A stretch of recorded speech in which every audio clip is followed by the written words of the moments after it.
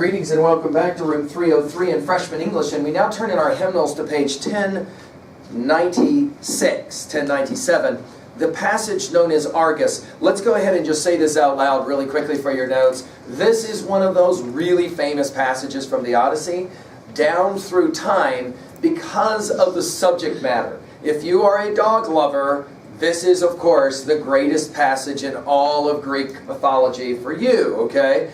Dogs as pets are, of course, part of Greek culture, all right? So we're gonna turn now to this passage. Let's set it up by saying three things quickly for your notes. One, Odysseus has returned to Ithaca, and he's got a whole bunch of bad guys who are trying to take over his castle, marry his wife, and kill his son.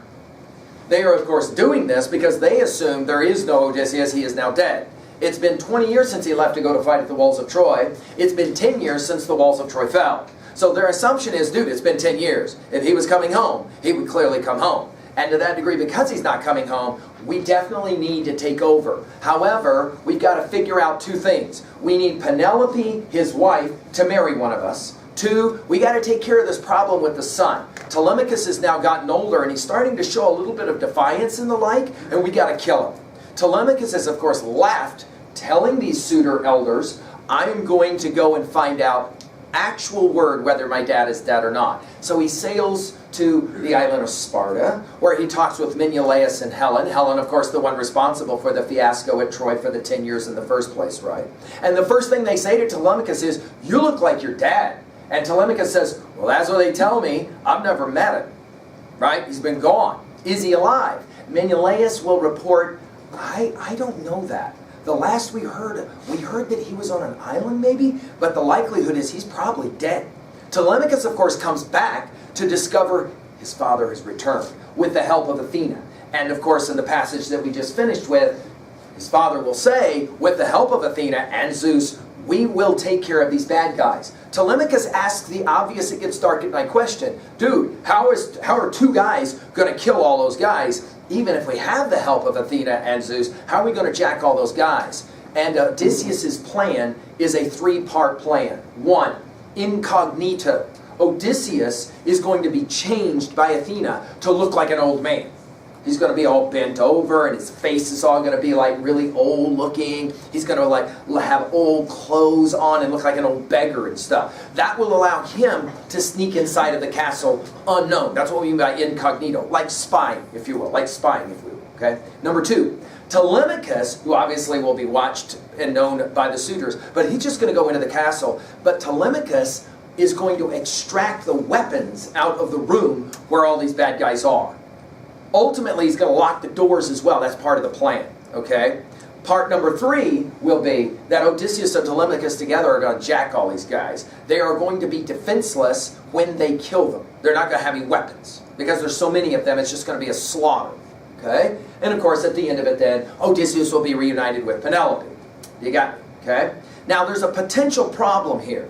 That potential problem, and you can write it in your notes, is obviously, Odysseus could be discovered, and then the plan is jacked up, right?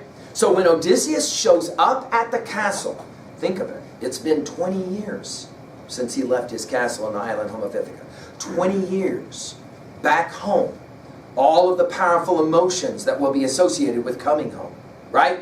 And as he comes to the door of the castle, laying there in the dust, is his dog. His dog. The one that was with him all those years ago, and for 20 years has been waiting for his master's return, right?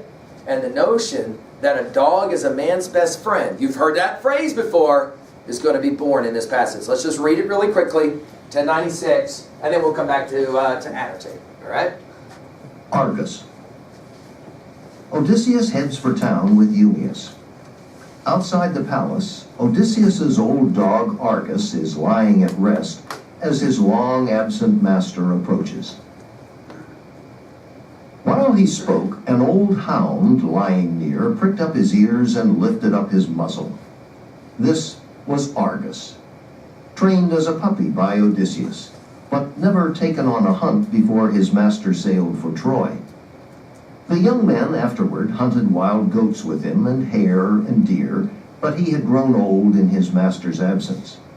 Treated as rubbish now, he lay at last upon a mass of dung before the gates, manure of mules and cows, piled there until field hands could spread it on the king's estate.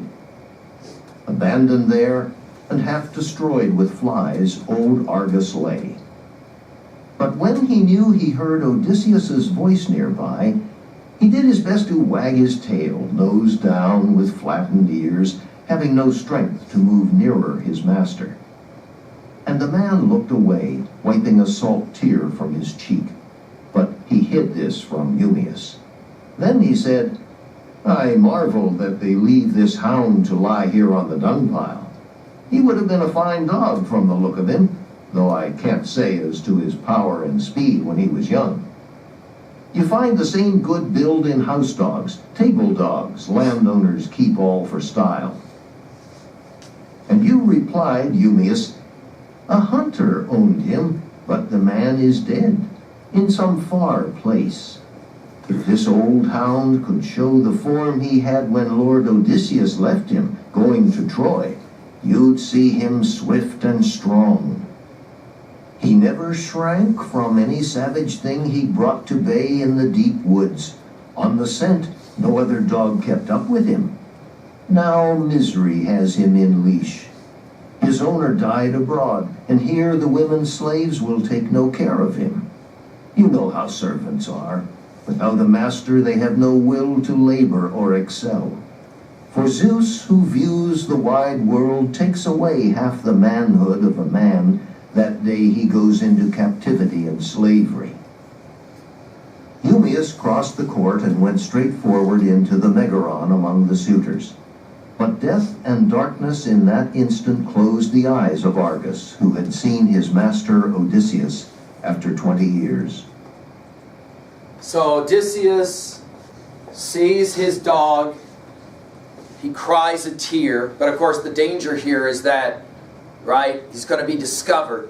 And so he has this exchange with Eumaeus, where Eumaeus says, "Yeah, his master," saying it loud, obviously, so all the suitors will, know, oh, okay, Odysseus is dead, right? Be reminded. Yeah, his master is dead and gone. The old dog gets up, wags his tail, lays his ear back. Odysseus rejects the old dog, and the old dog goes and lays down and dies.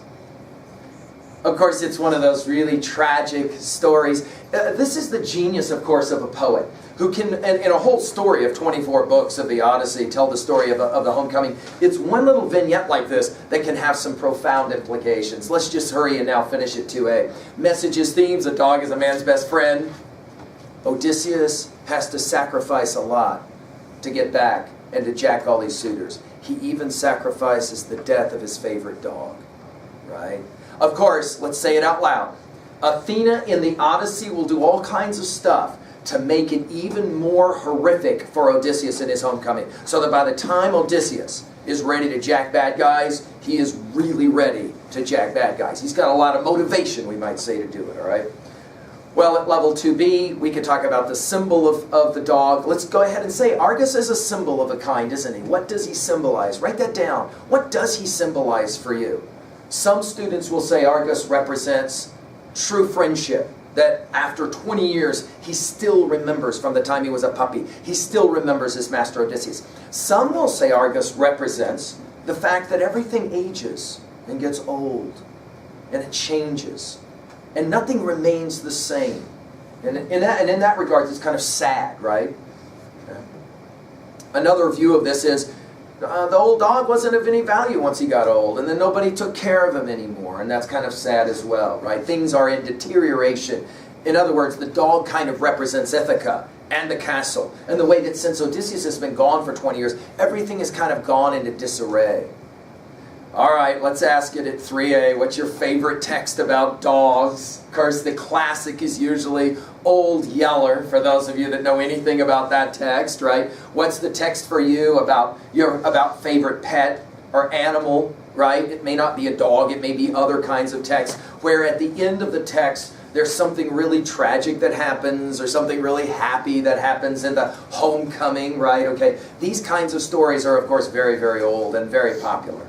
Finally, at 3B, a couple of questions. What are your thoughts about animals? Do you think it's a good idea to be attached closely to animals? I have seniors, by the way, you're freshmen, I'll say this out loud. I have seniors who will report the hardest thing about the day they leave to go away to college is not saying goodbye to their mom, to their dad, it's saying goodbye to their dog. They can't take their dog with them to their dorm room, and so they have to. And I had a student who actually told the story of Argos out loud because the dog went to the car and he had to yell at his dog and say, I have to go away. And the dog, ears laid back, tail turned around, rejected by his master who had to leave. And then my student said, looking out the back through the rearview mirror, the dog then turned around and started running after the car and ran, following the car, right?